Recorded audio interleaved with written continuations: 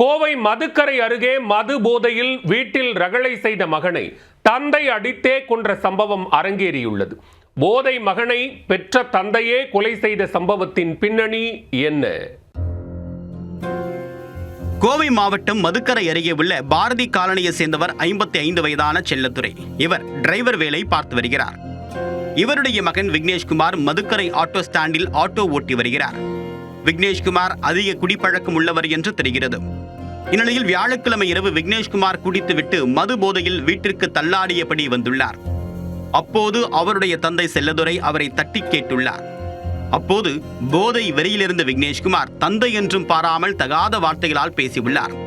அதன் பிறகும் ஆத்திரமடங்காத விக்னேஷ் தந்தை இருந்த அறைக்குள் சென்று கதவை பூட்டிக் கொண்டு கடும் தகராறில் ஈடுபட்டுள்ளார். ஒரு கட்டத்தில் அறைக்குள் இருவரும் சரமாரியாக ஒருவரை ஒருவர் அடித்துக் கொண்டதாக கூறப்படுகிறது. விக்னேஷ் மது போதையில் இருந்ததால் அவரால் தந்தை எதிர்த்து ஒன்றும் செய்ய முடியவில்லை. தந்தை செல்லதுரை மகன் என்றும் பாராமல் சரமாரியாக அடித்து துவைத்துள்ளார். இந்த சண்டையில் விக்னேஷ்குமாருக்கு கண், உதடு, முகத்தாடை உள்ளிட்ட பகுதிகளில் படுகாயம் ஏற்பட்டு சம்பவ இடத்திலேயே மயங்கி விழுந்துள்ளார். சத்தம் கேட்டு ஓடி வந்த அக்கம் பக்கத்தினர் விழுந்து கிடந்த விக்னேஷ்குமாரை மீட்டு அருகில் இருந்த அரசு மருத்துவமனைக்கு கொண்டு சென்றனர். அவரை பரிசோதித்த மருத்துவர்கள் அவர் இறந்து விட்டதாக கூறியுள்ளனர். இது குறித்து மதுக்கரை போலீசாருக்கு தகவல் தெரிவிக்கப்பட்டு சம்பவ இடத்திற்கு சென்ற காவல்துறையினர் தந்தை செல்லதுரை மீது வழக்கு பதிவு செய்து கைது செய்தனர்.